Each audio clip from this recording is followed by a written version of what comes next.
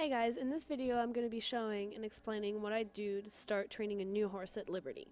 I always begin my training sessions with some whip desensitization.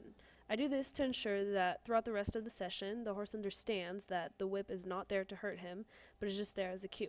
I think it is also a great way to discover a new horse. It allows you to see kind of what their personality is like and if there are any underlying issues. Here I'm working with my 3-year-old miniature horse Nemo. He has had no previous experience doing any of this. As you can see, he's a little bit nervous with the whip by his side, so I'm just going to keep moving it around until he understands that it's not going to hurt him. For horses that are a bit more sensitive, I would start by just moving the whip back and forth in front of them and gradually getting closer. Make sure that you are observing your horse's behavior and watch for warning signs. If you see that things are getting a little out of hands, don't be afraid to take it back to square one. The next game or exercise that I use to start my Liberty training is teaching the horse to follow and stay with me. To me, this is one of the most important things to teach your horse, because in the end, if you unclip the halter and the horse does not want to stay with you, you could have taught them all the tricks in the world and it would mean absolutely nothing. This game is going to focus on yielding the haunches using my body language. The concept that I want him to understand is that his head has to stay with me, meaning every time I move to one side or the other, he should yield his haunches away from me, resulting in him following me. To ask him to yield his haunches, I'm going to step towards them and then turn my body as if I was trying to push him away just by looking at him.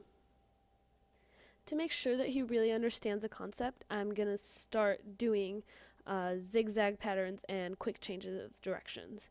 I usually try to do this at the beginning of every training session, just as a little bit of a refresher and to get them into that playing spirit.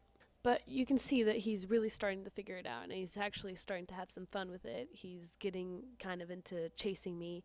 All this while, in general, staying pretty respectful. I mean, especially since this was only the first day that I'd worked with him, and he's only 3 years old and was gelded 2 months ago, so he's still got a little bit of aggression issues. The next thing is going to be teaching them to come to you from a distance.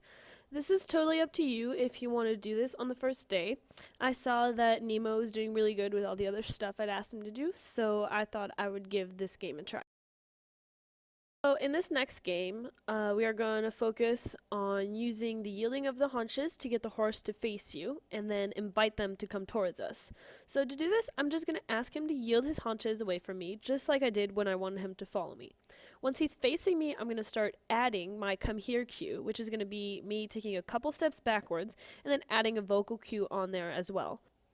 For vocal cues, you can use whatever you want. I just use a whistling sound because I find it to be very different from all my other cues.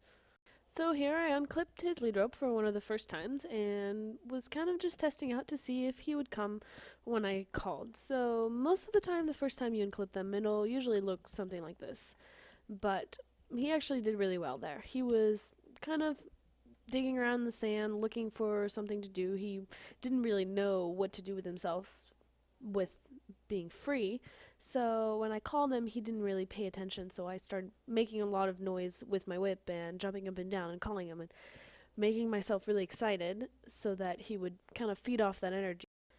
So the first few weeks and maybe months of you trying to teach them to do this kind of stuff, it's gonna be a lot of you unclipping the lead rope and then asking them to come to you, and them obviously not coming because they don't know what you want. What you're going to see me doing here is I called him to me and he was not paying attention. I mean, he didn't do anything wrong, but he was just not paying attention. He didn't know what I wanted. So I changed up the game and I put some energy back into it.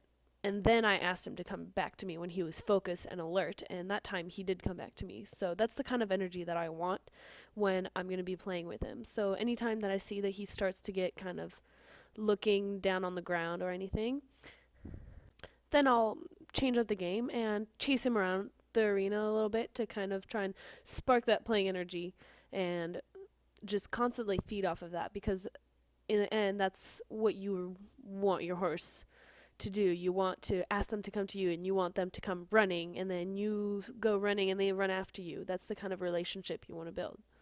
And that's just going to come with taking them out every single day and playing with them, even if it's just for 20 minutes or maybe more, depending on the day or your horse or what you feel like what is good for you guys. But dedicating your time every day to them is going to pay off in the end.